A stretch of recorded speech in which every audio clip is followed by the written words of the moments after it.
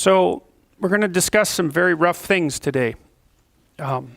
Maybe you're somewhat accustomed to that already, but this is particularly brutal, I think.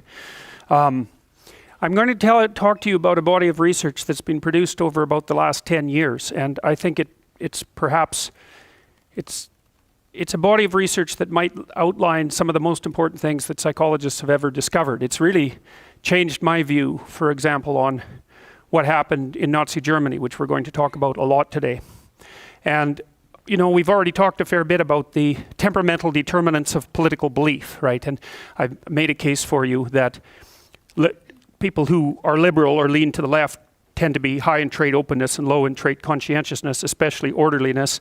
And people on the right tend to be low in openness and high in conscientiousness, especially orderliness. And the effect is not trivial. If you look at just voting behavior, then you get the typical sort of effect sizes that are characteristic of personality research, 0.2 to 0.4, something like that, correlations. But if you start to analyze people's political beliefs in detail, so you get your measurement up to the point where it's nice and reliable and nice and valid, then temperament accounts for a substantially higher proportion of the variance. And so a lot of what people seem to do is, one thing you could think of is that they politicize their temperament by constructing post hoc arguments about the way the world is. But it's deeper than that, you see, because we already know that you have to use filtering mechanisms in order to orient yourself in the world, right? Because the world is just too complicated for you to orient yourself without using filtering mechanisms. And the question is, well, what are the filtering mechanisms? And to a large degree, they're your temperamental proclivities, because they set up your value structure, for example, and that sets up your perceptual frame. And so what that means is that you screen the world at the level of the facts that display themselves to you. Because, you know, you could say, well, you're a dispassionate observer of the universe of facts, and that you extract out the conclusions that a reasonable person would extract out from that body of facts. But unfortunately, that's not the case, because your perceptions are biased by your temperament. And they have to be because you have to screen things. And so you screen things in accordance with your temperament. You know, you're oriented towards certain things in the world, certain values, for example. And that's perfectly reasonable, because you can't do everything at once anyways. So there's no reason for you not to be directional. The question is, what are the pathologies associated with directionality? Now, conscientiousness is a very interesting trait in relationship to that, because there are obvious benefits to being conscientious, right? I mean, it's the best long-term predictor of job performance, for example, and I'll outline some other data. That might be more associated with industriousness than orderliness, but there's utility to orderliness as well, and we'll cover that in detail today. The question is, the issue is that you never get a benefit without a price. And so you can see that with agreeableness. If you're agreeable, high in agreeableness, then you're compassionate and polite, and you're empathic, and you can work well in teams. But the price you pay for that is that you don't negotiate very well on your own behalf, and that you can be easily taken advantage of. And then if you're very low in agreeableness, well, then you're more competitive and more out to win, I would say. But the price you pay for that is that if you become too disagreeable, then you're likely to be sufficiently antisocial, let's say, so that you might end up in prison. So you don't get a cost without a benefit. You don't get a benefit without a cost. So then the question might be, well, what's up with conscientiousness? Because it seems, all things considered, that it would be a good thing to be conscientious. Now, I can think of some exceptions to that. So conscientious people are dutiful, industrious, orderly, that sort of thing. And they tend to sacrifice the present for the future. And that's a good thing. So you save up, let's say you save up wealth, you save up labor and effort for the future. You know, don't live for today, don't be impulsive, work hard, and all that. That'll accrue you success over the long run. The downside of that is the long run has to be stable in order for that to be a reasonable strategy. And so conscientiousness is not a good strategy, at least under some conditions, in situations that are radically unstable. Because in situations that are radically unstable, you might as well get what you can now, or that's one way of looking at it anyways. The other thing about being conscientious, if you store up wealth, say, as a consequence of hard work, then that can make you targets for people who would like to come and take your wealth. And so it's also one of the things that happened to many people in the 20th century, most recently in Venezuela, is that let's say you're conscientious and you save money. Well, what happens in a period of hyperinflation? Well, your money's wiped out. And so, this happened to Germany, say, in the 1920s. And you got to understand what hyperinflation does to a society, because what hyperinflation does is destroy the people who worked hardest to construct the society, because they're the people who've been prudent and careful and sacrificed and so forth.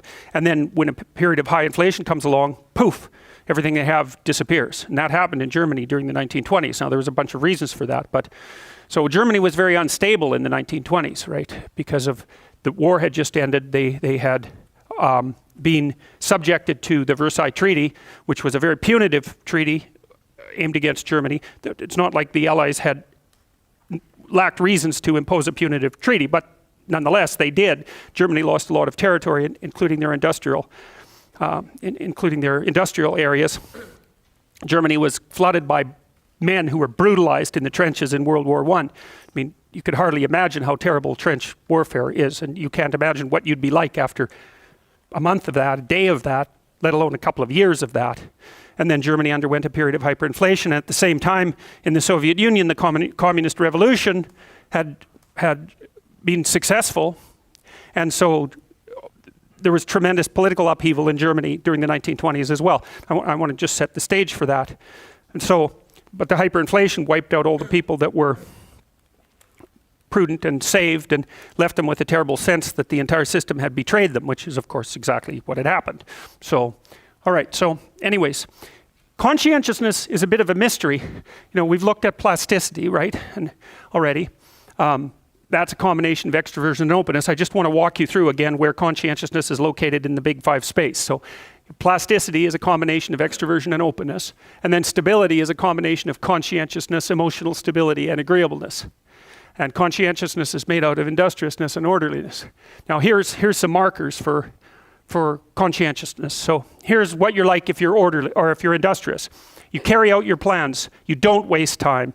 You don't find it difficult to get down to work. You don't mess things up. You finish what you start. You put your mind on the task at hand. You get things done quickly. You know what you're doing. You don't postpone decisions, and you're not easily distracted. That's what an industrious person is like. We don't know anything about industrious people. We cannot figure out why they're industrious. If you read the neuropsychological literature, you might assume that people who have highly functioning prefrontal cortexes might be more conscientious, because people associate the prefrontal cortex with such things as the capacity to plan. The problem with that is that we've, for example, tested now thousands of people using tests of dorsolateral prefrontal cognitive ability, which are basically cognitive tests. And as you know from being in this class, if you take a battery of cognitive tests and you subject them to a factor analysis, you can extract out a first factor, and that's fluid intelligence. And the correlation between fluid intelligence and conscientiousness is 0. Right, so that's very, very strange, because you would tend to think that people who were smarter might be better at planning, and maybe they are, but they're not necessarily better at implementing. And and we don't understand the difference between planning and implementation. We don't know what that is. You got to think about it this way too, though. Just because you're better at planning wouldn't necessarily imply that you're better at implementing, because actually one of the prerequisites for thinking abstractly is that you can detach your plans from your action, right? Because otherwise you just automatically act out everything you planned. But that isn't what people do. They separate out their thinking so that they can work in an abstract space that's divorced from their action, and so they can lay out multiple plans without necessarily acting them out. But then that introduces the additional complication of having to implement, and industrious people seem to be good at implementation. But we don't know why. We've done all sorts of laboratory studies trying to see if we could get some sort of laboratory task that industrious people would do better in the lab than non-industrious people. God, you'd think that would be a snap. We probably tested 50 things and have never got anything. Differences in language use is as close as we've got. You can extract out estimates of people's conscientiousness or their industriousness from the way they use language, but that's not a lot different than using self-report personality scales. It's different, but it's not a lot different. So we've done things, for example, like imagine we present people with a row of H's, N's, M's, and U's, row after row of letters, small type. You say, go through and circle all the U's. Well, obviously, you would think that that would be a task that would require diligence and industriousness. You could time how long it took people to do it. You could see how accurate they were. Correlation with conscientiousness? Nothing. Zero. It's an IQ task, as it turns out. And so the best we've been able to do so far, maybe with industriousness is, and this is so vague, it's embarrassing, is that we think that maybe industrious people find inactivity aversive. So, because they're not motivated by enthusiasm, right, for the task, that would be an extrovert, and they're not motivated by intrinsic interest in the task, that would be someone who was open, and they're not motivated by the desire to decrease anxiety or emotional pain, because that would be someone who's high in neuroticism, right, and they're not motivated by the desire to foster affiliative relationships or to compete, because that looks like it loads on agreeableness. It's something else. It does a good job of predicting military prowess, for example. We tested a number of people who worked in the US military in a number of different places. Conscientiousness was a deadly predictor of ranking in military performance in schools like the US Naval Academy, for example, and also on military bases themselves. And that kind of makes sense. I mean, the military is a conservative place. You'd expect people who are conscientious and dutiful to do better in a place like that. But so they're good at implementation, they're good at following orders, they're good at doing their duty. Now, we're starting to understand a little bit about the value concerns that conscientious people would have too. And so let's go through orderliness. So you can decide whether you're orderly or disorderly. Leave your belongings around, that you're disorderly, obviously, if you do that. Like order, well, that's a no-brainer. Keep things tidy, follow a schedule. Is bothered by messy people. Wants everything to be just right, is bothered by disorder, likes routine, sees that rules are observed, and wants every detail taken care of. You can imagine all sorts of occupations where that would be useful. Accounting, for example, or there are people who go around and check, natural gas fittings and that sort of thing by a checklist. And you want someone like that in any position where careful attention to detail is absolutely vital. The question is, as we said before, what's the potential downside? So, with industriousness, we don't know anything about it. Here's the problem with conscientiousness, okay, broadly speaking. There's no theoretical model. Nobody has any idea why people are conscientious, except for the few things that I've told you. There's no neuropsychological model, because the prediction would be something like people who are higher in prefrontal cortical ability, because that's associated with planning, would be more conscientious. That's not true. There's no psychological model, and that's partly because conscientiousness as a trait was extracted out of the linguistic pools that we described by factor analytic processes. Nobody predicted that that would emerge as a fundamental trait. It just came out of the statistics. So there's no model surrounding it, really, and there's no pharmacological model. We don't know how to make people more conscientious, with the possible exception of drugs like Ritalin, amphetamines, that seem to be able to make people focus in more. And so maybe there's an association to some degree between conscientiousness and the ability to pay attention. But when we've used attentional tasks in the lab, first of all, they load on fluid intelligence, and second, they don't correlate with conscientiousness. There's another dead end. Very, very difficult it's a real mystery to me, because we don't have that many good predictors of life outcome. IQ, that's a good one. Conscientiousness, that's a good one. Well, what's conscientiousness? Well, we don't know. We don't know anything about it, with the exception of the things I told you, and I'm going to describe some of the other things that we found out more recently. So, okay, so what else is useful about conscientiousness? Well, it's strongly related to life satisfaction and happiness. Actually, if you look at the big five, if you look at the traits that are most correlated within the big five, conscientiousness and neuroticism are negatively correlated. Make sure I got that right. The more conscientious you are, the less likely you are to suffer from anxiety and emotional pain. And I think the reason for that, but I don't know, but I think the reason for that is that by being conscientious, you stabilize your environment, right? Because everything becomes more predictable, more scheduled, more routine. You're more likely to be successful. So if things aren't going wrong around you all the time, then you're going to be less anxious and in less emotional pain. So I don't think that there's a direct relationship between being more conscientious and less neurotic, but I think there's one that's mediated by the environment. And this is very interesting, you see, because you'll hear all sorts of social psychologists tell you that conservatives are more likely to be high in negative emotion. They're more threat sensitive, say, than liberals. But the weird thing about that is that the conservatives are not higher in neuroticism than liberals. Actually, the contrary happens to be true. The liberals are slightly more neurotic than the conservatives. And so if conservatives are threat sensitive, because that's supposed to be the theory, then why the hell don't they show up as being higher in trait neuroticism? And you could say, well, they're so effective at their conservatism that they've reduced their neuroticism by organizing their environment. And to some degree that's true, but Jesus, if your theory predicts one thing and the opposite happens to be true, you can't just post hoc say, well, there's some other reasons we didn't pay any attention to account for that. Like, it's really bothered me because it does seem to be the case that the political landscape is shaped to some degree by some sort of negative emotion that's broadcast at the people who are on the other side of the political spectrum. But the evidence that it's anxiety related seems to be very, very thin. So the question is, well, what else might there be? So, well, conscientiousness is related to depression and guilt. There's a researcher named Fayard who used a meta-analysis to show that conscientiousness was associated with specific emotions and overall negative emotion, but was most strongly associated with guilt. It was negatively related to guilt experience, but positively related to guilt proneness. And so maybe guilt is the emotion that you feel when you don't do your duty, something like that. And that's partly why we were thinking as well, it's not exactly why we were thinking that conscientiousness is motivated by inability to tolerate inactivity, but it's a finding that's along the same sort of lays out the same sort of theoretical territory. So you must know people, maybe the person is your mother, or perhaps it's your father. They come over to your place or you go over there and they're just working all the time. They can't sit down and relax. They just work all the time.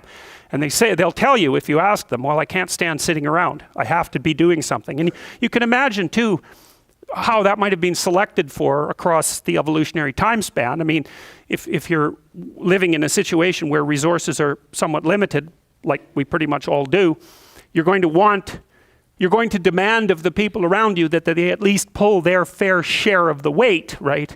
And so you could imagine that the people who were likely to feel a negative emotion of some sort for not chipping in and doing their share or more than their share, which would be a way of indicating their value to the community, were more likely to be, well, less likely to be selected as mates, and also perhaps more likely to be severely punished from time to time. Now, you might say, well, how do people get away with not being conscientious then? And well, the answer to that would be, there are other things that you can offer the community that are of value that aren't associated with dutifulness. And I think comedians are a good example of that. I don't believe that comedians are particularly conscientious, because it's not the kind of lifestyle you would pick if you were a conscientious person. Or people who go out on the road and play music, for example, because that's such an erratic lifestyle and so unlikely to be stable across any reasonable amount of time. So maybe you could be valuable to the community by being amusing. An extrovert would do that. Or by helping ensure security and safety, and maybe someone high in neuroticism would do that. Or maybe you would be useful because you're really good at developing affiliative relationships. That would be someone who is agreeable. Or you're creative. But the conscientious person demonstrates their value by working hard and being dutiful and contributing to the broader community and following rules and all that sort of thing. And there may be other things they do as well. So now here's a downside to being conscientious. If you're working in a big company, say, and there's mass layoffs and you happen to be affected independently of your work history, the probability that you'll become depressed is quite a lot higher if you're conscientious. And some of you may be conscientious people, and you know that if you fail at something, or even if you think you might be failing at something, you're going to tear yourself apart. You're going to find it, you're going to blame yourself for it, because conscientious people, especially orderly people, are also judgmental, right? And so, which is something the liberals always accuse the conservatives of doing, is being judgmental and laying down their value structure on everything. But if you're conscientious, you're going to tend to assume that if things aren't going well for you, that it's your fault. And you can understand why that might be a useful supposition when it is the case that there's something you could have done that would have stabilized you or improved your chances. And you can often think of something, even if it's trivial, but it's not so good when you happen to be caught up in waves of mass movement, for example, when you're laid off by a big company, where the relationship between that happening and your own work ethic is very, very tenuous. Nonetheless, you'll still pull yourself apart. So, all right, so let's take a look at orderliness, because we don't have much to say about industriousness, because we don't know anything about industriousness, but we're starting to understand a lot about orderliness, and it's extremely interesting. So we'd only managed to parse out orderliness, roughly speaking, only managed to parse out conscientiousness into orderliness and industriousness over about the last 10 years. I mean, people had placed orderliness under conscientiousness before that, but psychometrically, it's become, with the big 5 aspect scale, it's become more straightforward to measure. And so here's what we know about orderliness so far. It predicts conservatism along with low openness. Low openness is a better predictor of conservatism and high openness of liberalism than conscientiousness is, but conscientiousness is a pretty good predictor, and that's almost all orderliness. It's also associated with disgust sensitivity.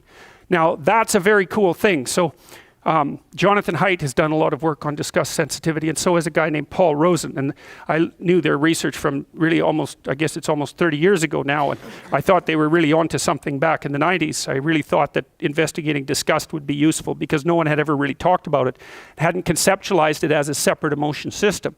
And we found that disgust sensitivity is associated with orderliness, with the preference for order and tradition, and not with egalitarianism. It's also associated orderliness with harsh judgments of moral transgression.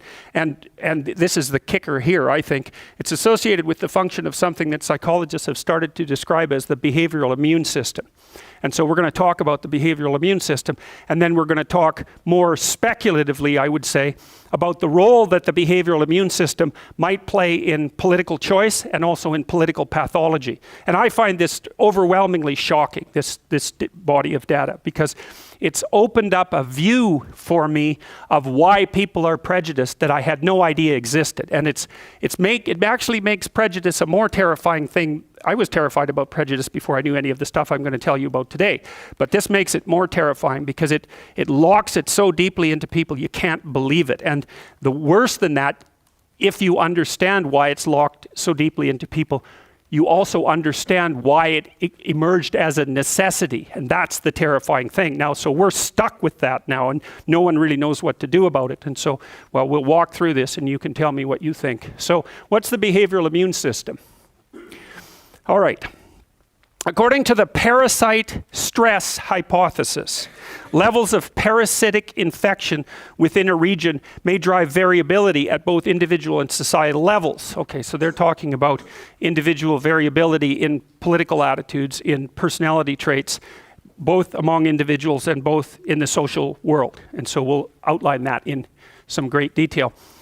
The avoidance of death or disability through avoidance of infection is a major evolutionary driving force. For example, until times that are recent in evolutionary terms, almost 50% of children failed to survive to reproductive age, with the majority of deaths being due to infectious diseases. Now, we're less cognizant of that as modern people because of the invention of antibiotics, which we are currently in the process of destroying as rapidly as we possibly can, right? Because they're given wide scale to animals and to people to far too great a degree, and all over the world we're generating new infectious diseases that are resistant to antibiotics, all known antibiotics, and we don't have any new antibiotics in the pipeline. So although we've had a 60, 70-year hiatus where infectious diseases were well controlled, they're back on the march again. And for example, there are multiple strains that have emerged of antibiotic-resistant tuberculosis that can't be treated by any known combination of antibiotics. And those are actually this is a terrible thing, they tend to be bred in hospitals. And my guess is, if we did the epidemiology properly, that hospitals kill more people than they save. And the reason they do that is because they bring people together who have diseases, and they breed infectious disease of all sorts that's antibiotic resistant. It's absolutely insane. And here's another thing we do that's completely crazy. So, if you bring cattle to a feedlot, they're fed, this is particularly the case in the US, but it's also the case in Ontario. They're fattened up on corn. And the reason they're fattened up on corn is because corn is heavily subsidized as as a crop, so it's damn near free. That's why there's corn syrup in everything, right? Because it's a very low cost source of calories. And you might say, well, hooray, you know, a low cost source of calories. Isn't that wonderful? Because that means that people who don't have any money get to eat. And right, fair enough. But the subsidy has made corn so cheap that you can feed it to cows to fatten them up because they get quite fat fast. They gain a lot of weight fast with corn. The problem is cows can't digest corn. So it makes them sick, or they digest it very badly. It makes them sick. They're not designed for it. They're designed to eat grass, not corn. And so in order to stop the cows from dying when you feed them corn, you pump them full of antibiotics. And that's one of the things that's breeding antibiotic resistance. So it's not very smart, but that's what we're doing. And no one really notices, and that's a very bad idea. So you can be sure, one of the things that you can be virtually certain of is that whatever you're worried about happening terribly in the future, it will be something else that you're not worrying about that will actually cause the problem. And this could certainly be one of those things. Local parasite types and host defense systems will typically be involved in a co-evolutionary arms race. And so at any given time, a host's immunological defenses will be specialized to be most effective against local parasite species. To the extent that a host defense system is specialized locally, contact with outgroups will be associated with an increased risk of exposure to infectious diseases against which there is no a priori immunity. Okay, I'm going to read that again because you should think about it.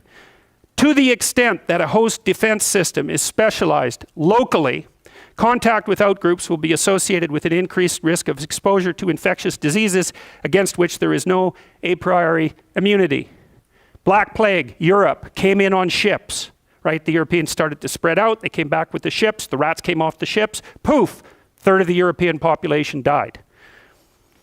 The relevant infection-avoiding behaviors, such as avoidance of strangers and high conscientiousness in, for example, food preparation, are assumed to arise from the operation of a behavioral immune system.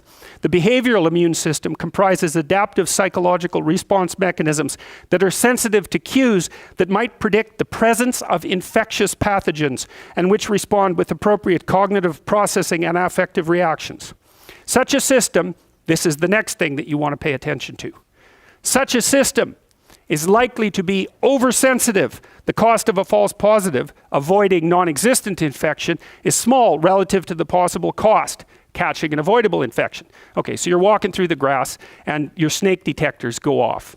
The paraphobia of your eyes, the periphery, is specialized for the detection of things that might threaten you.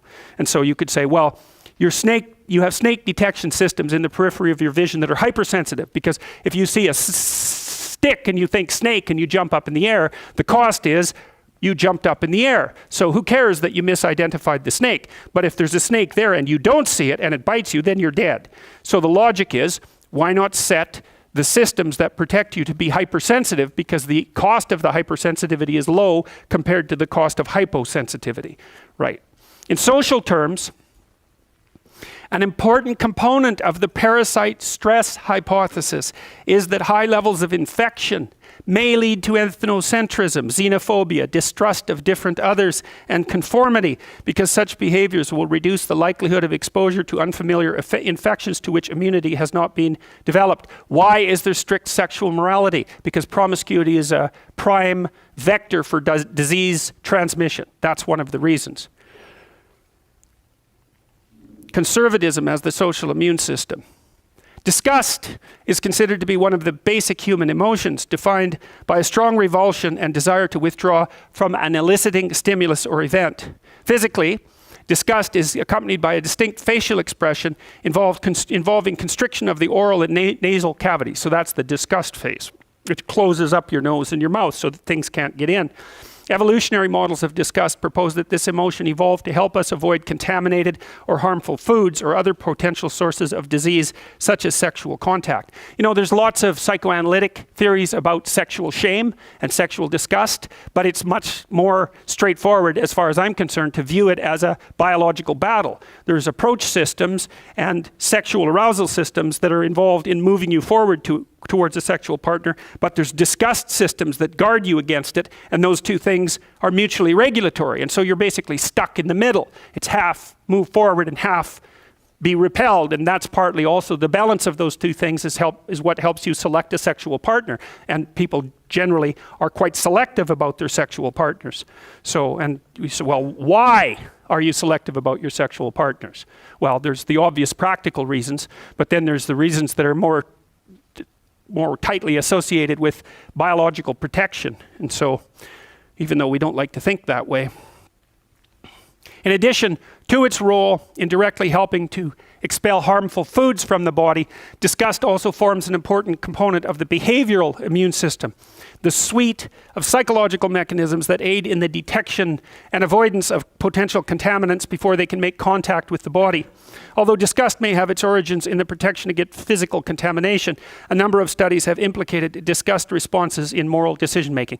And there's been experiments that are specifically associated with the elicitation of disgust and the observation of the corresponding behaviors in the lab. So here's an example. So imagine I gave you a sterilized beaker and I said, well, expel some saliva into it. Now wait 10 seconds and drink it. Will you? Well, people, no. You see, you made a disgust face, right? Well, the question is why? Right, you know it's sterile, it was in your mouth seconds before, why all of a sudden have you switched from it being part of your body to not being part of your body? And also being part of your body that, well, wasn't ingested, it was part of you, to being something that there's no damn way you're going to have anything to do with. So, well, so that's a good example. That's a good example of the disgust mechanism in operation. You know, distinguishing between self and non-self is a very, very difficult thing, and there's multiple mechanisms that do it, and it's definitely necessary. Although disgust may have its origins in protection against physical contamination, a number of studies have implicated disgust responses in moral decision making. I mean, you know that you can see the activity of the behavioral immune system in such simple things as avoiding sources of contamination on a sidewalk, right? If you see something that's disgusting, say rotting food or something like that on a sidewalk, the probability that you're going to step in it is very low. You're going to see it and you're going to make a face and you're going to go around it. And the reason for that is because you don't want that attached to you in any way. And the reason for that is, well, it's disgusting, it's contaminating, and the association there is that it's a place where you could conceivably pick up a disease. Now you see pathologies of this system arise. Generally, obsessive compulsive disorder, so chronic hand washing, for example, is classified as an anxiety disorder, but there is an anxiety component to it, but I don't believe that that's an accurate classification. I think that obsessive compulsive disorder is actually a disorder of disgust, because all of the behaviors, including hyper grooming, because people sometimes have trichotillomania, they'll pull out the hairs on their body. The grooming behaviors and that sort of thing seem to be more associated with the operation of the disgust system, and almost everything about obsessive compulsive disorder has a disgust basis. And so one of the things that people who have OCD obsess about is that, like I had a client once who was, this poor woman, by the time her OCD was done with her, she'd built the equivalent of an airlock on her house, like not technically proficient or anything like that, and her husband and her children had to go through an elaborate decontamination process before they were allowed to step foot in the house. And one of the things she was very concerned about was that she would go out to a supermarket and touch a piece of fruit and become contaminated, and then come home and touch her children, and then they would become contaminated. And so, well, she ended up in the hospital, and she was divorced, and I mean, it just did in her life. You know, and so, and people who have obsessive compulsive disorder, you know, they'll wash their hands until the soap is gone, like a whole bar of soap, right? And you can often tell who they are because their hands are shiny from washing too much, and they'll shower. They can't get out of the shower. They'll shower until the hot water is completely gone. And, you know, so their self-cleaning mechanisms, so to speak, have gone seriously astray. And the way you treat them is by exposing them to things that are disgusting and contaminating. I had a client with OCD once. He was quite the character, and one of the things I had him do was we would look for things on the internet, pictures of things that really disgusted him. It's not that much fun, by the way, treating someone who has OCD, because I'm rather disgust sensitive, and so that was also rather hard on me. So anyways, we would look for things on the internet that he really didn't like, and then I'd print them out and have him put them on his fridge, which he did not like at all. And he had a bunch of other problems, and we got along quite well, but for a long time, I treated him for about 3 years. He would phone me like 3 or 4 times a day because he had obsessive compulsive disorder, and just swear at me like mad, you know. He'd just swear. I'd get these messages. He'd phone me, and he's just so mad at me because I'd have him put these things on his fridge, you know. And so he'd curse and swear and yell at me, and then 2 minutes later he would phone and apologize and say he was really sorry and hoped I would continue to see him. And God, that just went on forever. But I felt sorry for the poor guy, you know. He eventually ended up getting a puppy. See, you agreeable people. Oh, a puppy! God, unbelievable, eh? Yeah. Anyways, that was good for him because he had to go around and clean up after the puppy, eh? But that poor puppy, it was quite dominant, and the things that happened to that poor guy. So the puppy would dominate him, so he'd take it outside to take it for a walk, and he wasn't a very skilled person in many, many ways. He had a very large number of severe impediments, but he really liked this puppy. He didn't have any friends or anything like that, and he was supported by his aged mother, and it was just a catastrophe. And he'd go outside and try to walk the puppy, and the puppy would just sit down, right? Because it was doing dominant stuff, and he didn't know how to overcome it. And then these crazy people from across the way who styled themselves as animal rights activists started to harass him, eh? And they phoned up his mother and told him that if she didn't take the dog away from that retard, they were going to come over and, you know, do terrible things to him. And then he got harassed on the street, and then he went to a park with his dog, and they came up to him and pushed him on the car and swiped his dog and ran off to the SPCA and dumped it there, and he had to move away from his apartment. And God, it was just an absolute catastrophe. They had plenty of sympathy for that damn dog, but no sympathy whatsoever for the guy, you know. It was really something. Anyways, the story ended happily, weirdly enough. He got a job with a woman who used to be a psychiatric nurse who was training dogs, and she gave him a little job setting up the dog training thing, and then he got to learn to train his dog. He was a thin guy to begin with. He lost like 30 pounds trying to learn how to take care of this puppy. It was just, I thought he was going to die, but there was no way he was going to give up that dog. And so, anyways, OCD, it's quite the bloody catastrophe. So, and it's a good thing for someone who has OCD to have a dog, right? Because dogs are messy. And so there's all sorts of things that are messy about them, but you have to kind of live with the mess, like you have to live with the mess if you're going to have a child or if you're going to have a partner of any sort. You know, you can't let the orderliness part of you get the upper hand so terribly that it's impossible for you to live. That's what happens to girls who have anorexia, by the way. You know how there's this idea with regards to anorexia that it's often high-achieving girls who have it. Well, it's hyper-conscientious girls. They get so disgust sensitive they can't stand their own bodies. And so, for example, then they stop being able to look at their bodies properly. And so what they do, instead of looking at their whole body, they lose the ability to do that. They only can see parts of their body, and then they can't tell the difference between a part that's healthy and well-shaped and a fat part. And so anything that's what would you call, of dubious, anything that's hard to measure becomes impossible to see. So I had an anorexic client at one point. She wasn't a very big woman, maybe about this big and thin, yes, obviously. And so I was trying to work with her on her body perception disorder, and one of the things I did was, so I had her come and sit beside me. So I was sitting like this, and so was she, and I said, well, you look at our two thighs, which one is bigger? And like mine was like 40% bigger. And she said, well, I can't tell, they look the same to me. And so I said, okay, this is what we're going to do. I let her do it. I said, you take a pencil, and I'll sit on a piece of paper, and you just trace my thigh, okay? And then you can put that piece of paper underneath your thigh and trace it, and then you can look at the difference. Well, so I had her do that, and she looked at the two pieces of paper, and she couldn't believe it. She could not believe that that was actually the case, because her perception had become so disordered that it was impossible for her to see the real shape of her body. And we would go outside, and I would ask her, you know, is that person thin? Is that person fat? And with other people, she could tell, but with her own body, not a chance. She couldn't see it properly at all. And so there's a real obsession with purity among women who have anorexia. No, they'd like to starve themselves right down to the bone, because the bone is sort of pure and white and there's no excess tissue on it. And so anorexia also looks like a disease of disgust. And so it's very, very difficult to... She thought in very black and white terms. One of the things I had her do at one point was, she has a music, she said, I either really like a song or I don't like it at all. And I said, okay, well, you've got a music collection. Why don't you go through like 20 of those songs and rate them on a scale from 1 to 10? And she couldn't do it. It was either Yes or no, orderly, right? The boundaries around the categories were absolutely segregated, and her apartment tended to be decorated in black and white, and she was hyper clean, you know, so everything in the apartment was extraordinarily orderly, well put away. She couldn't stand to see anything disgusting on the counters and that sort of thing.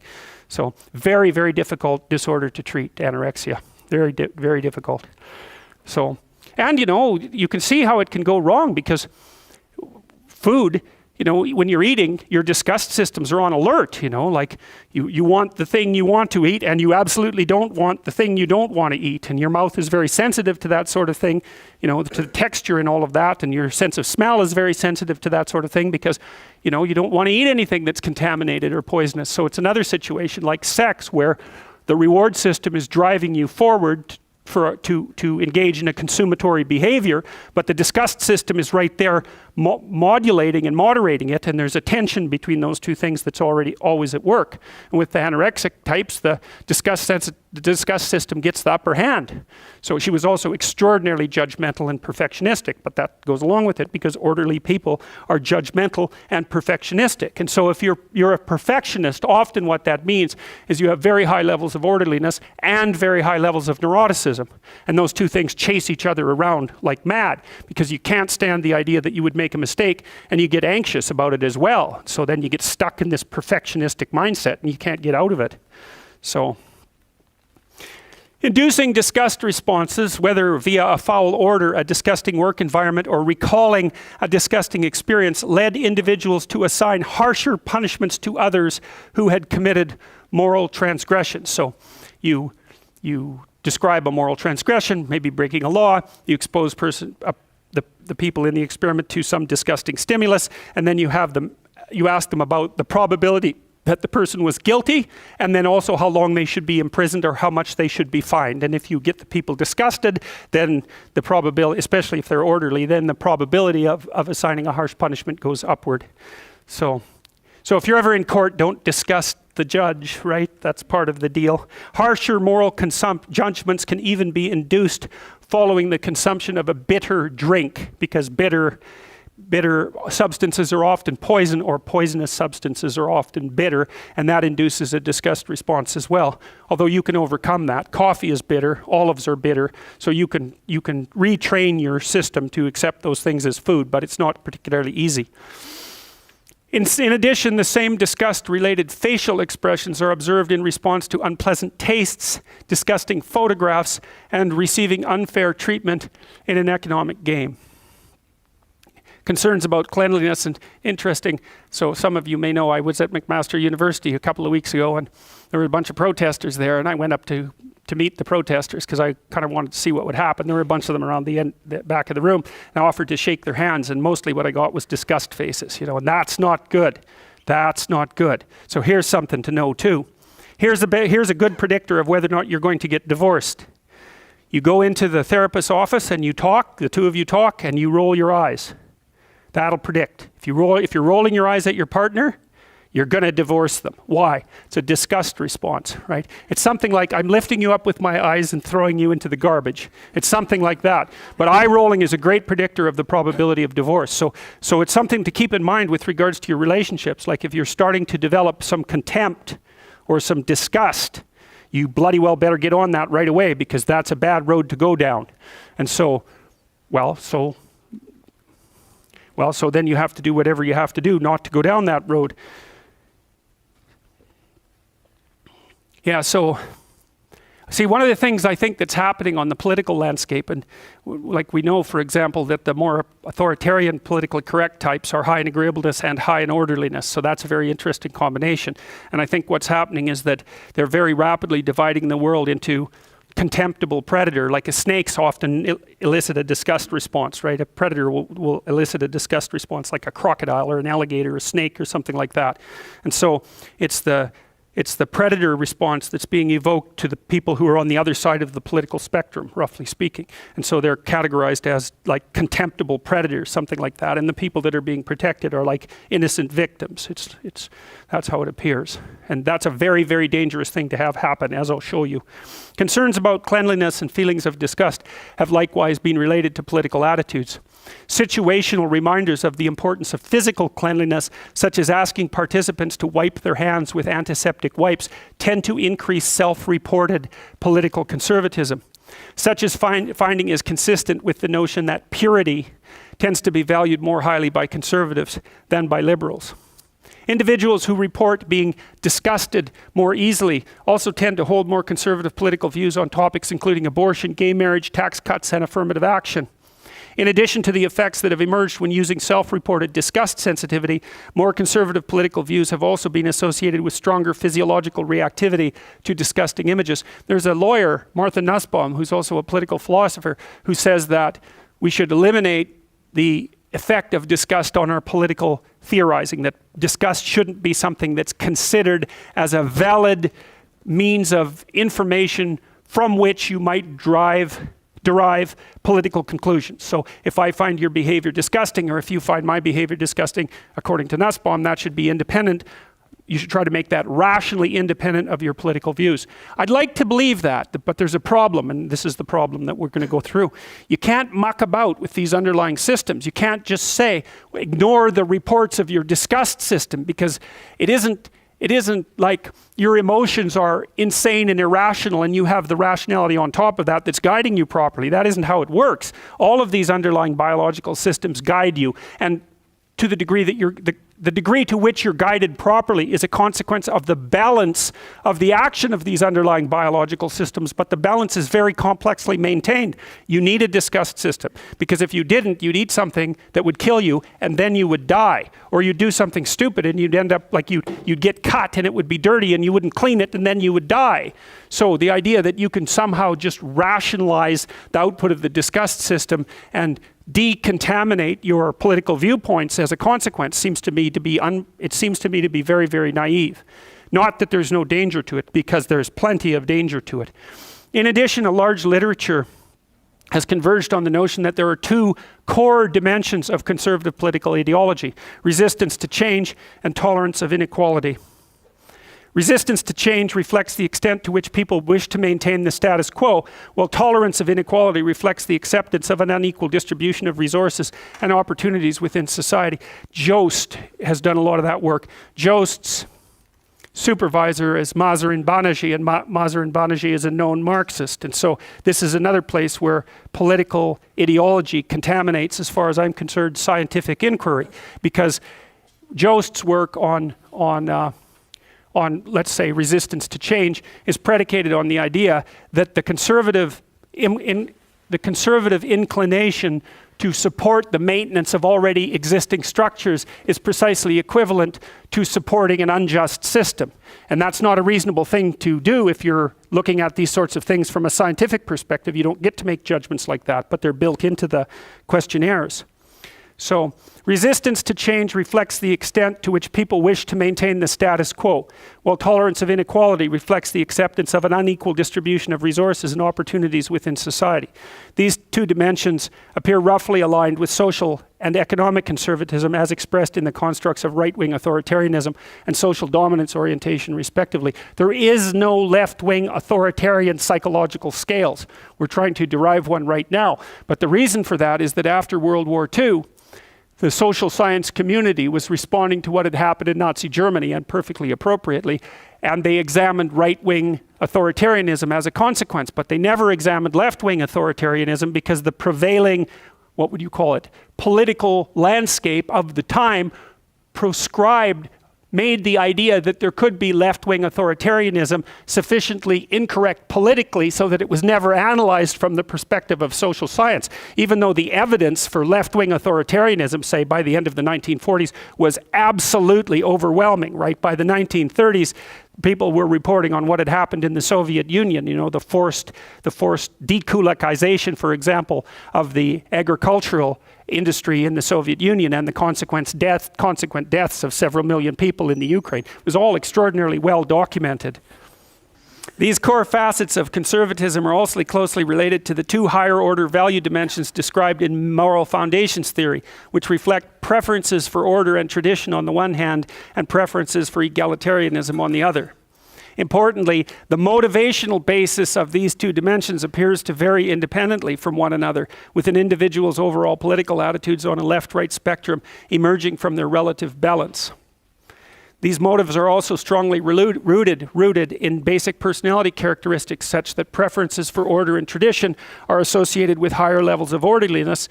Now you might think that's obvious, right? Well, obviously orderliness is associated with preference for order. That's not the issue. The issue is whether or not you can measure it, right? That's the issue. So these things seem self-evident, but it's taken a very long time to build up the instruments that allow them to be measured in such a way that you can also start to look at the correlates and the underlying psychophysiology. So it's by no means obvious. Higher levels of orderliness, an aspect of conscientiousness, and politeness, an aspect of agreeableness, as well as lower levels of openness and intellect. In contrast, preferences for egalitarianism are uniquely associated with compassion, an aspect of agreeableness. So, and that's exactly what we found when we were looking at political correctness, which is primarily predicted not by openness or by conscientiousness, but by agreeableness.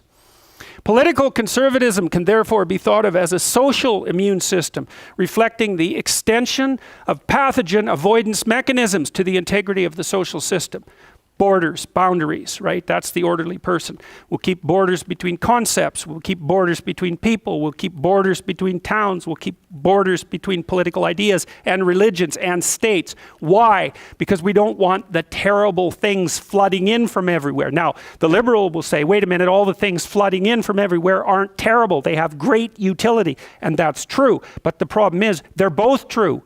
They're both true at the same time because, well, and we'll document that as we move forward. So then the question is, well, how do you know when things should be more open and when things should be more closed? And the answer to that is, well, you better have a chat with everyone and find out what they think, because it's a balance of probabilities. There's no way of determining it a priori. It's a balance of probabilities. And so you have to have a discussion to determine how wide the gates should be open and how narrow they should be closed. And that's also going to depend on the circumstances and the situation. So there's no way of, this is the thing that's so terrible about this. There's no way of determining a priori whose position is correct. Just as the behavioral, yes, in particular the social immune system would help to maintain order by suppressing any actions or individuals that deviate from a group's accepted social traditions. It has been reported, for example, that regions with higher levels of disease prevalence tend to be associated with higher levels of social conformity and autocratic rule. Individuals who feel more vulnerable to disease likewise report higher levels of ethnocentrism and xenophobia. Such basic concerns about pathogen avoidance may thus contribute to the desire for order and tradition among conservatives, along with the harsh moral judgments associated with violations of the social order. How do you purify something? How about with fire? That's something to keep in mind as we move towards the more political expressions of this. And the thing about something that's disgusting is you don't isolate it exactly. You destroy it, right? It's the thing you do with rats and insects, for example, is destroy them, right? And you do that with poison, you do it with fire, you do it by cleaning things up. And you do that because, well, the rats will eat all your crops and the insects carry disease and all of that. So, or they infest your food, which, you know, I don't know what proportion of today's food production is eaten by rats and insects, but it's a huge proportion still. According to the parasite stress hypothesis, authoritarian governments are more likely to emerge in regions characterized by a high prevalence of disease-causing pathogens. Now, who the hell would have ever guessed that? Hey, this is where you see the real utility of a genuine social science, because it's by no means self-evident, this hypothesis.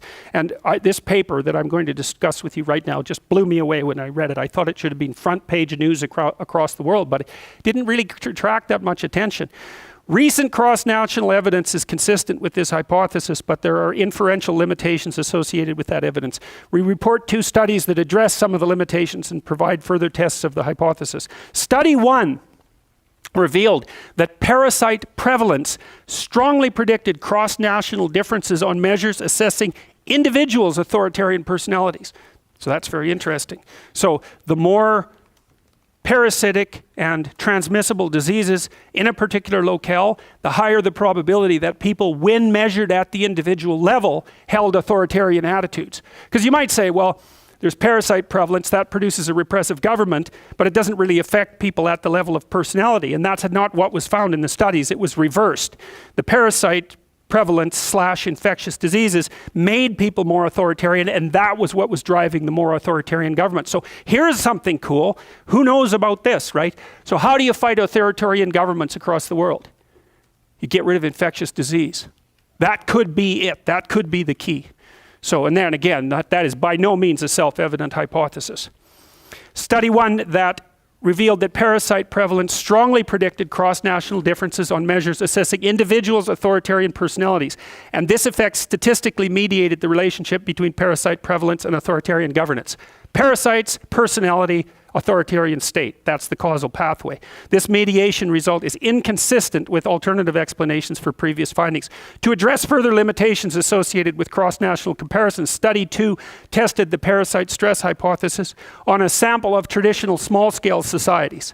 Results revealed that parasite prevalence predicted measures of authoritarian governance and did so even when statistically controlling for other threats to human welfare. One additional threat, famine, also uniquely predicted authoritarianism. Together, these results further substantiate the parasite stress hypothesis of authoritarianism and suggest that societal differences in authoritarian governance result in part from cultural differences in individuals' authoritarian personalities. Here's the effect sizes. So look, they're mind-boggling. So first, that's authoritarian governance. 1, pathogen prevalence. The correlation is 0.42. 0.42, right? There's malnutrition. There's warfare. It's actually negatively correlated with warfare. Famine, 0.26. So if you square that, that's about 8% of the variance. That's about 16% of the variance.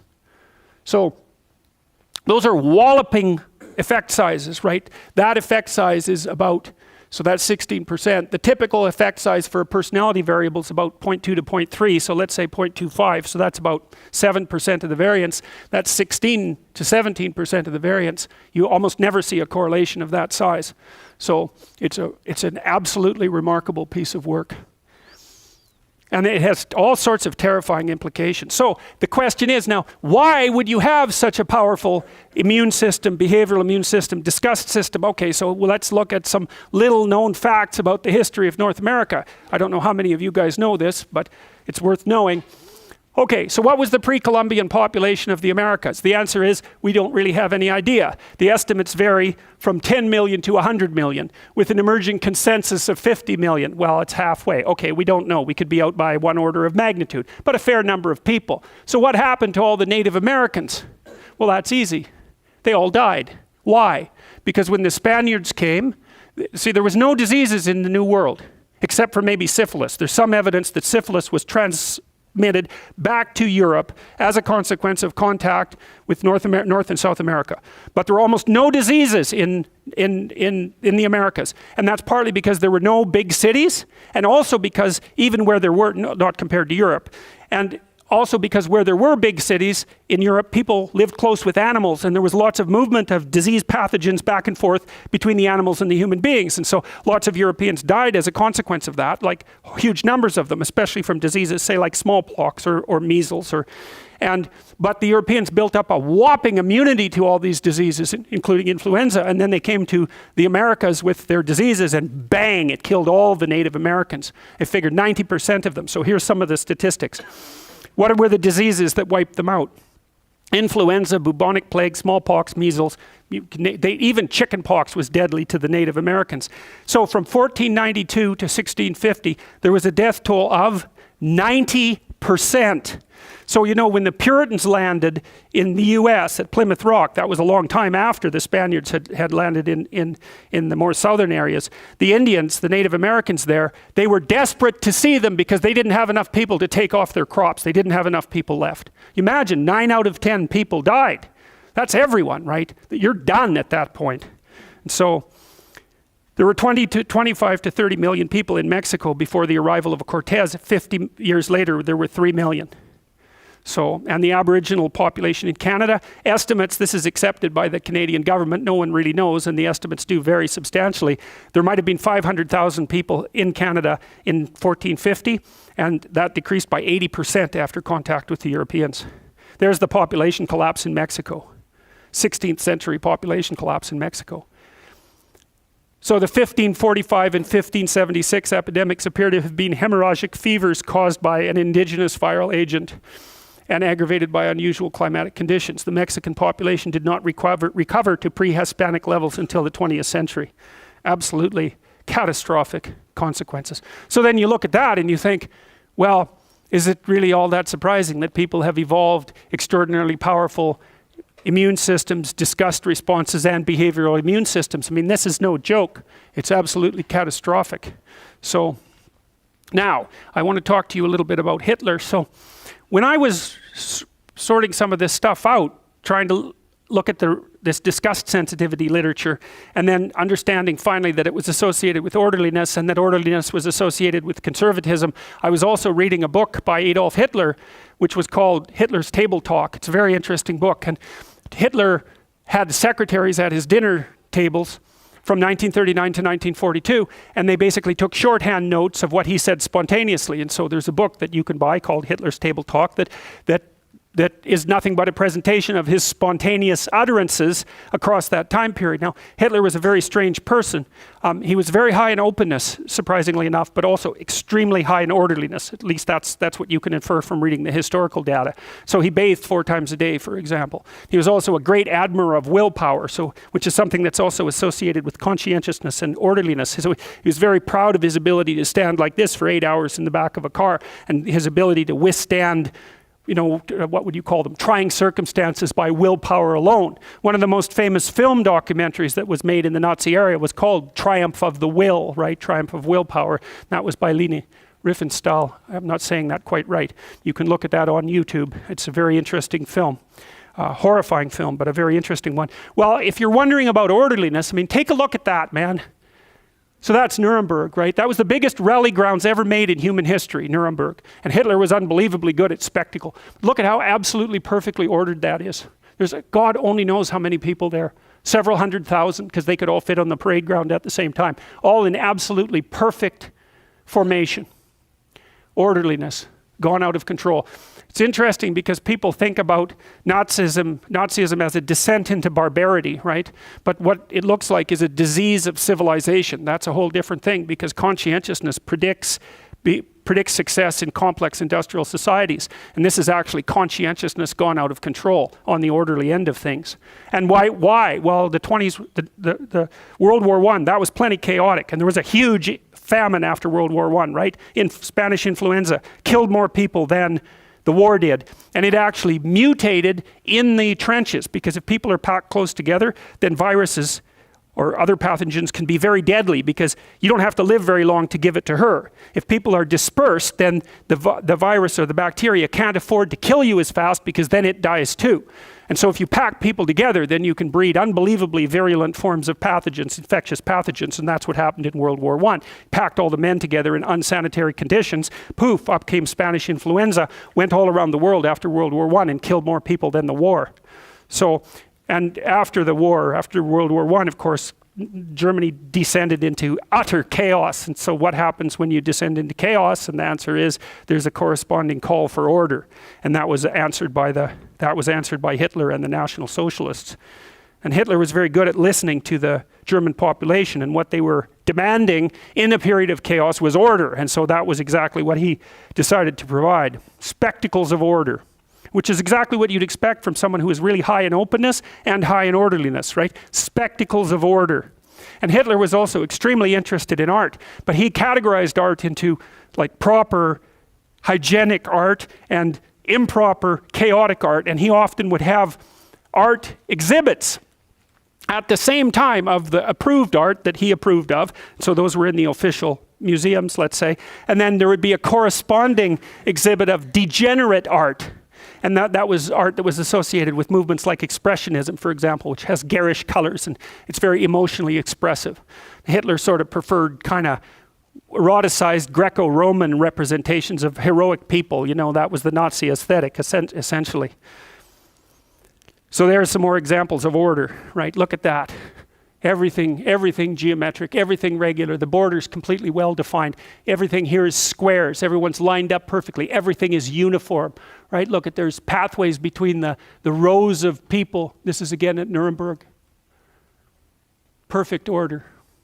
Along with his plans for the world capital Germania, Albert Speer, that was the Nazi architect, made the plans for the world's largest stadium, which was to be located on the Nuremberg rally grounds. Derived from the Panathenaic Stadium of Athens, it would have offered 400,000 seats. It was to get the shape of a horseshoe. Planned dimensions, 800 meters wide, 450 meters high, 100 meters, with a building area of 350,000 square meters. The laying of the foundation stone was on 9th of July, 1937. It was to be finished for the Party Congress of 1945. In 38, the construction began with the excavation. It was stopped in 39, but during the whole war, the casting pit had to be kept dry from entering groundwater. After the war, the northern half of the pit filled up with water and is today called Silver Sea, Silver Lake. The southern half was used to deposit the debris of the destroyed downtown Nuremberg. That's Nuremberg at night. So what Hitler did, because he was very good at using fire and light as display as well, so that curtain there, so you see there's the Nuremberg buildings that we saw in the last photograph. Those are the searchlights from the Nazi Air Force. So they had them arrayed all the way around the grounds there and pointed straight up so that the nighttime rallies were illuminated by a cube of light. Very effective display, artistic display of orderliness. Now, here's where things get seriously ugly. So this is a pamphlet from, I think, 1944. And the pamphlet is called Jew as World Parasite. So this is something I found on the net. I'll share it with you. Very rare original late 1944 anti-Jewish Third Reich pamphlet. This very scarce 6 by 8 3/4, 20-page softcover booklet by M.L. Reifer and Erich Schwartzberg was published 1944 in Frankfurt. It was published at a time when a great percentage of the European Jews had already been deported to concentration camps in the East, perhaps to justify what had happened to the Jews since the Nazi seizure of power. The authors compare the Jews with parasites, the most unpleasant forms of life on earth, and that it is only natural and justified against them to free humanity of them for the sake and survival of mankind. This is from the pamphlet. The people of the world will recognize the Jew as world parasite, and there will be a time when there will be one united front of all people against the Jewish world parasite. The pamphlet ends, and humanity will be freed from the most severe illness from which it suffered from thousands of years. Here's what happened in Nazi Germany. So when Hitler came to power, he was very interested in public health campaigns. And so he formulated a number of policies, including formulating these vans that went around screening people for tuberculosis. At the same time, he announced a policy to beautify and purify Germany. And so he encouraged the factory owners to clean up the factories, to get rid of the rats and the insects, and to plant flowers and so forth in front, right? So it was cleanliness and beauty. They used Zyklon B as the agent for disinfecting the factories. Zyklon B was the gas that was used in the gas chambers. So Hitler started out by getting rid of the rats and the parasites and the insects in Germany, along with his public health campaign. And then he moved into the insane asylums and started a euthanasia campaign. And then he moved outside into the broader political sphere and started to target the people that he didn't consider pure as parasites, capitalizing on the behavioral immune system and people's intrinsic sense of disgust. And so I'm going to show you some of the propaganda that did that, so that you know how this sort of thing works. Okay, so this is from Richard Koenigsberg, who wrote a book called Hitler's Ideology, Embodied Metaphor, Fantasy, and History. So we've already sort of discussed the idea. This is sort of an archetypal idea grounded in biology, you know, that you're run in some sense on this underlying biological platform of deeply rooted hypothalamic systems and amygdalic systems and so forth, and that you're a collection of those underlying systems organized at some higher order level. Well, those underlying systems manifest themselves in fantasy. So for example, If you're hungry, you're going to get a fantasy about going to get something to eat. And if you're lonely, you're going to get a fantasy about someone that you'd like to be with, and so forth, because the fantasy is part of the manner in which these underlying biological motivation systems think. Okay, so what do you think? How do you think and talk if you're possessed by disgust? Okay. The state did, these are from Hitler's utterances. The state did not possess the power to master the disease. The menacing decay of the Reich was manifest. The masses feel that the mere fact of the Jews' existence is as bad as the plague. Politicians tinkering around on the German national body saw at most the forms of our general disease, but blindly ignored the virus. At the time of the unification, the inner decay was already in full swing, and the general situation was deteriorating from year to year. The nation did not grow inwardly healthier, but obviously languished more and more. It's all disease metaphor. It's all disease metaphor. The symptoms of decay of the pre-war period can be reduced to racial causes. Anyone who wants to cure this era, which is inwardly sick and rotten, must first of all summon up the courage to make clear the causes of the disease. They think that they must demonstrate that they are ready for appeasement so as to stay the deadly cancerous ulcer through a policy of moderation. The Jew must take care that the plague does not die. If this battle should not come, Germany would decay and at best would sink to ruin like a rotting corpse. You can see in the Reich today an example of mortal decay. That is not the speech of someone who's possessed by anxiety. That's the speech of someone who's possessed by disgust. They're not the same thing. The 1st of May can only be the liberation of the nation's spirit from the infection of internationalism, the restoration to health of peoples. Against the infection of materialism, against the Jewish pestilence, we must hold aloft a flaming ideal, another purification metaphor. The restoration to health of our people must start from the restoration to health of the body politic. So that was Hitler's essential metaphor. The nation was a body. Right, it was a pure body, it was a pure Aryan body, and it was being assaulted by parasites that were subjecting it to disease and decay. That's the fundamental metaphor at the bottom of his political message. I gave the order to burn down to the raw flesh, Jesus, the ulcers of this poisoning of the wells. Yeah, pretty rough, man. This is the battle against a veritable world sickness which threatens to infect the peoples, a plague which devastates whole peoples, an international pestilence. The international carry of the bacillus must be fought. It is if within this community one state is infected, that infection is decisive for all. In Europe, no common life of the nations is possible. When amongst their number there are some who are suffering from a poisonous infection and who openly profess their desire to infect others with the same disease. We shall have a very real interest in seeing to it that the Bolshevist plague does not spread over Europe. National Socialism has made our people, and therefore the Reich, immune from a Bolshevik infection. I'll read you one more, although obviously you get the point. Table 7 is called "The National Body is Being Consumed." The Jew is and remains the typical parasite, a sponger who, like a noxious bacillus, keeps spreading as soon as a favorable medium invites him. All right, now I want to show you a brief film.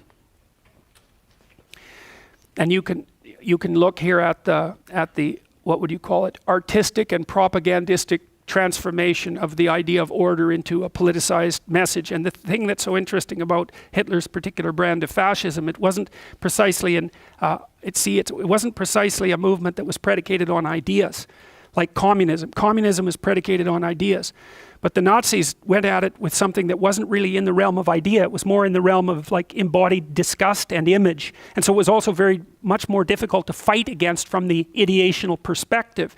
You know, it wasn't a well-developed intellectual movement. It was an embodied movement. And Hitler was extraordinarily good at using the metaphors and the images, and then his incredible capacity for propagandistic display to fire people up at a level of analysis that they weren't really even aware of. So let's take a look at this film.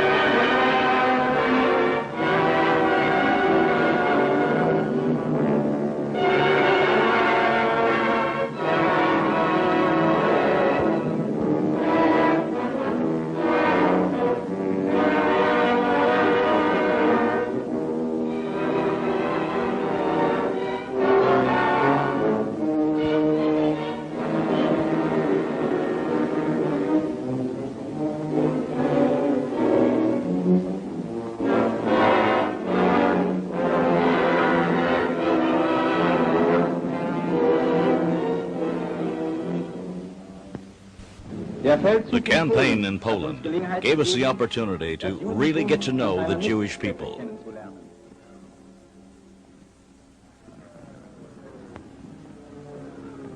Nearly 4 million Jews live here in Poland, but they won't be found among the rural population, nor have they suffered from the chaos of war as has the native Pole. They set it out indifferently in the gloomy streets of the Polish ghetto. Yet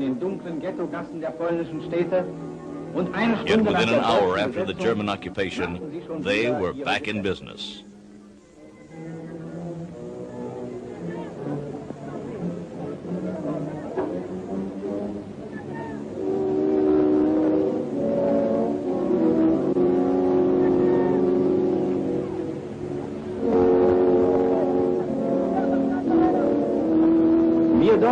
We Germans had a look at the Polish ghetto 25 years ago. This time our eyes are sharpened by our experience in the last few decades. Unlike in 1914, we no longer see just the most grotesque and comical of these questionable ghetto figures. This time we recognize that there's a plague here, a plague that threatens the health of the Aryan peoples. Richard Wagner once said, "The Jew is the demon behind the corruption of mankind." And these pictures prove it.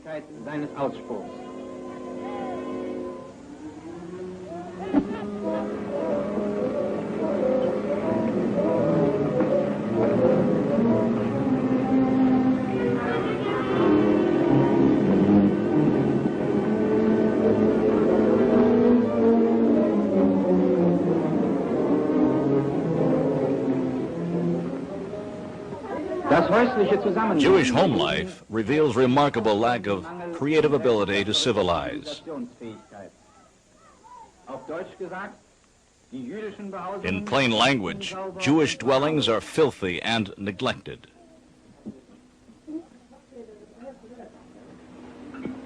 These Jews aren't at all poor.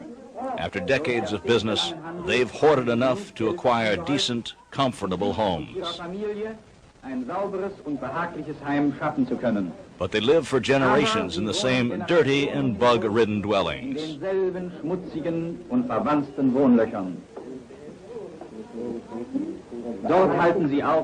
Untroubled by their surroundings, they go right on with their prayers. The bobbing motion is part of the ritual for reading Jewish scriptures.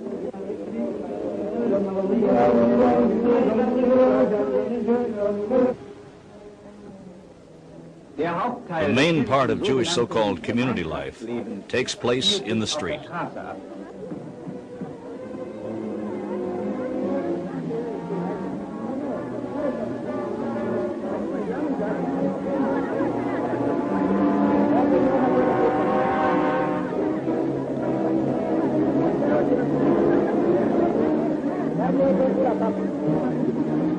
The connection with trade, you see what's going on in the, okay, so with the juxtaposition of those two films, you see the juxtaposition of order versus chaos. And so part of the order versus chaos archetype obviously is rooted in the dichotomy between disgust and purity. It's not the only axis of opposition between order and chaos. And then, so this is all invocation of archetypal chaos, and it starts with the use of the disease imagery, and then also the use of music composed in a minor key and threatening and low, right? So that's all juxtaposed together.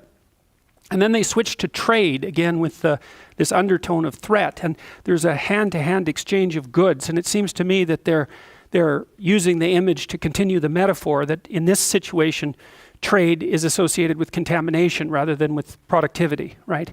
And so you can see obviously a dichotomy with regards to trade, because when you're taking goods from someone else, the question is, are the goods of high quality and useful, and are they useful, or are they something that is going to introduce a foreign element or an unexpected element into your house? And so this film is obviously taking that ambivalence that's associated with trade and placing it into the chaos order archetype and then associating it with disgust. So it's very, very sneaky. And it's not done, it's done by inference rather than directly, which I think is a much more powerful way of doing this sort of thing.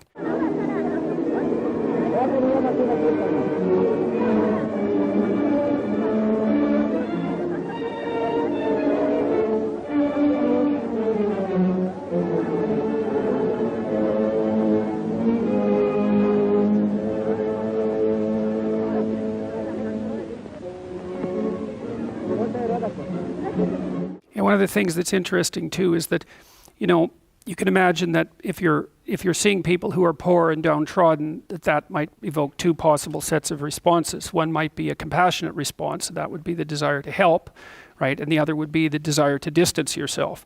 And of course, you feel the same thing. For example, if you're walking down Bloor and you find somebody who's, you know, a completely wrecked street person lying there in their sleeping bag in a doorway. It's like, well, what's your response going to be? Is it compassion or is it fear? Is it disgust? Well, it's going to depend on your mood and all sorts of other things. It's going to depend on the particulars of the situation. It's going to depend on your temperament. But you can see that those two things, they're both automatically evocable responses, and it isn't self-evident which one is going to come to the fore, nor is it always self-evident which one should come to the fore, because part of the reason that you're ambivalent about a situation like that is because you have no idea what would happen even if you did choose to interact.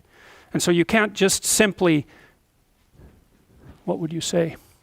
There's no simple way of solving a problem like that. And so that's why there's a war of competing emotions when you're in a situation like that. But you could imagine as well, you could have taken the same images and put them to different music and used a different overlay, and it could have been a call to compassion.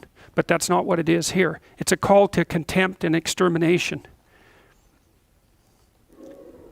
Because that's also another danger of, I suppose, insisting upon the fact that a given population is victimized. I suppose that might be one way of thinking about it, because there's two different sets of categorical responses to people who are at the bottom of the dominance hierarchy, and one of them is compassion, but the other one is more like this. It's not necessarily something that you want to carelessly evoke.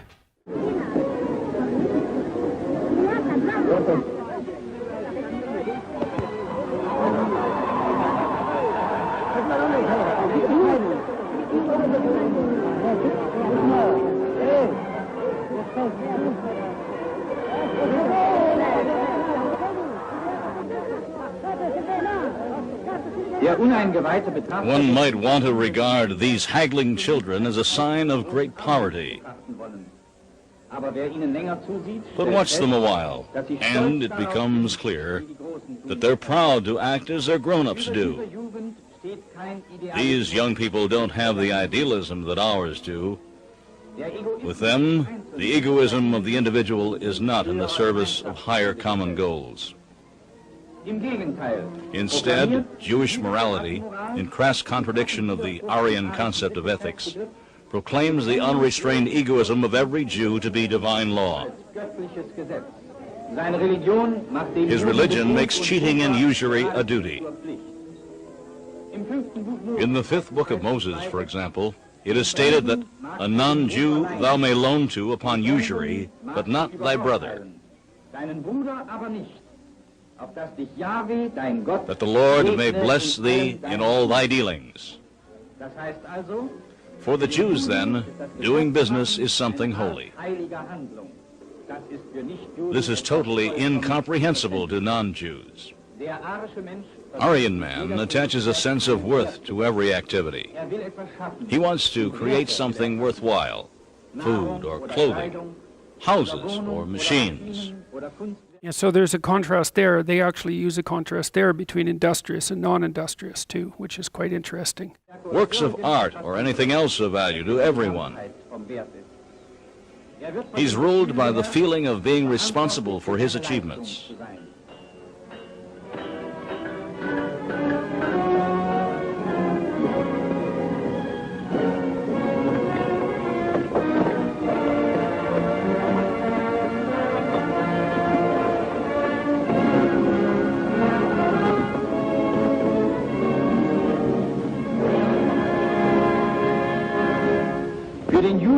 For the Jew, there's but one thing of value: money. How he gets it makes no difference. The first trade goods are generally worthless trash of all sorts. That's how the little Jews start out. Soon, they reach the point where they can sell from a tray, and before long, they've assembled a complete line of goods.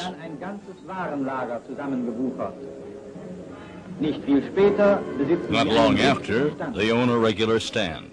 The most ambitious soon own a small shop and then a bigger shop.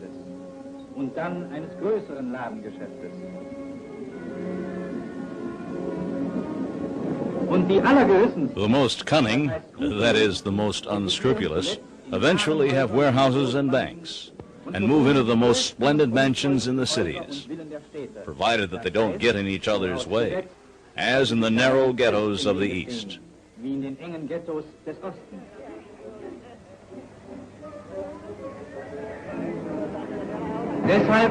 That's why they try to escape to rich lands with rich people.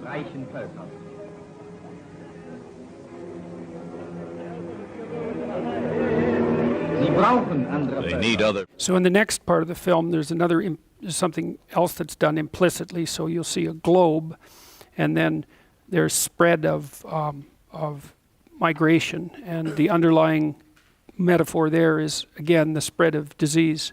Peoples because they need the wares with which to do business. The creative Aryan peoples find of value has been reduced by the Jew to mere merchandise. He buys and sells, but produces nothing. The production he leaves to the workers and farmers of the host nation.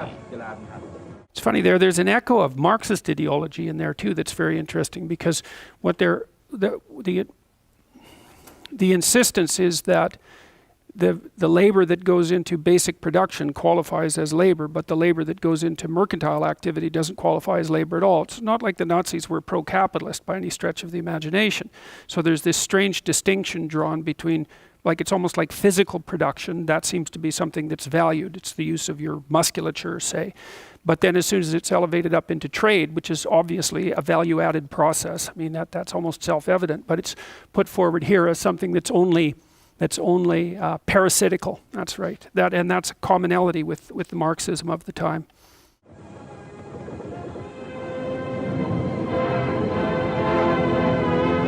The Jews are a people without farmers or workers, a race of parasites.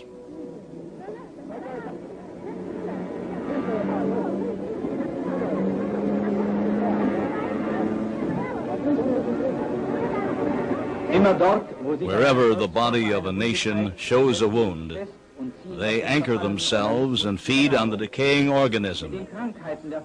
They make business out of the sickness of the nations, and therefore endeavor to deepen and prolong all conditions of sickness.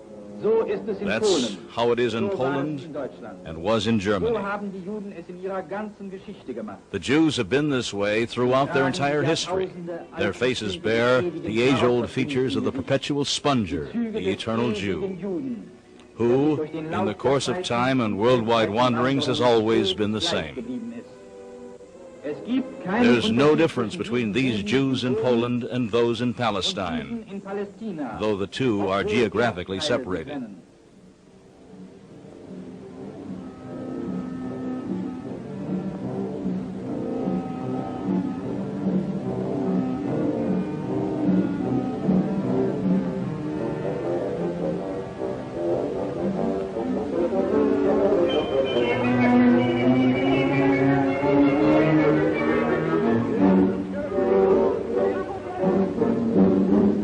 Palestine is the spiritual center of international Jewry, though the Jews are numerically insignificant there. Here at the Wailing Wall, they gather and mourn the fall of Jerusalem.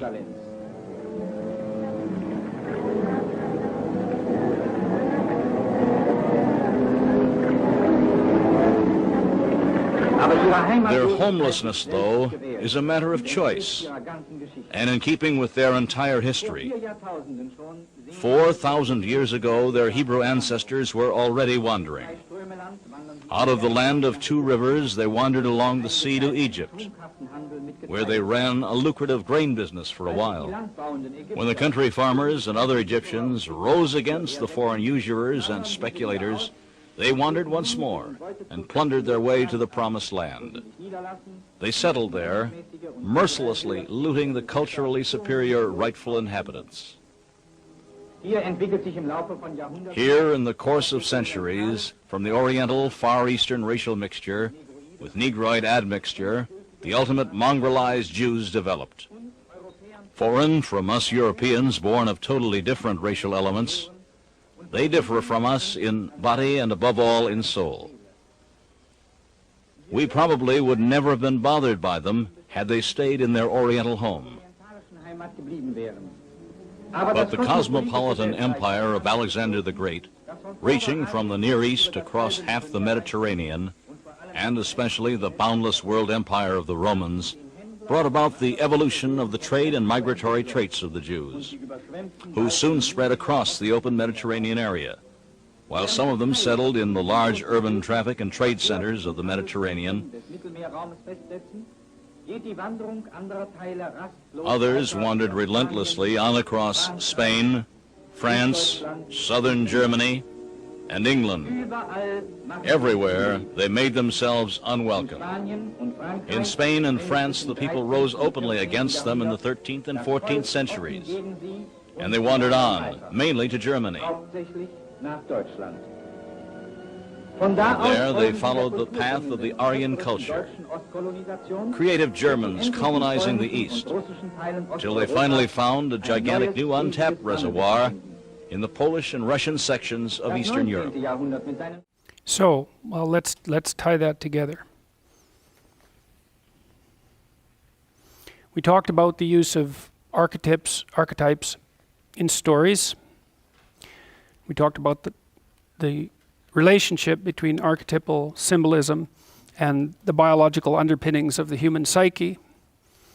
And then you can see that manifesting itself in this sort of propaganda and the political positions that come out of it. You tap into the archetypal dimension, that's chaos versus order.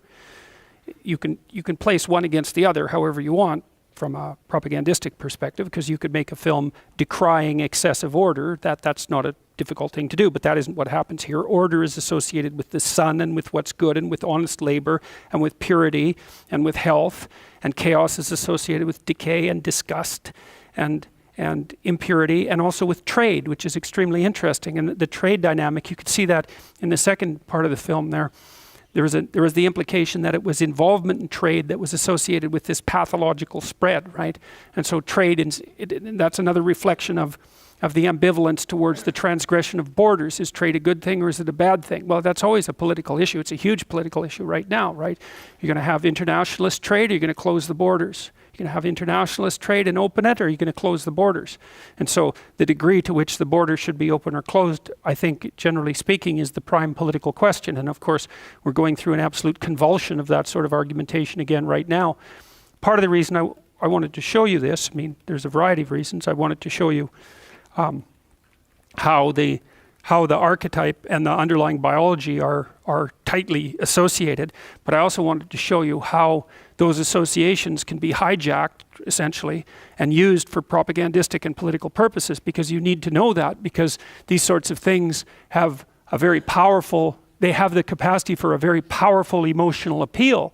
And the only possible way of resisting that, I would say, and avoiding the temptation of allowing extraordinarily complex issues to be catastrophically reduced to principles that are far too simple to do them justice, is to become at least aware to some degree of what the mechanisms for the production of such propaganda are and why they have such potency. Then you have at least some ghost of a chance of reducing your own, what would you call it, proclivity. We could even call it a temperamental proclivity to the kind of propagandistic information that happens to suit your temperament best.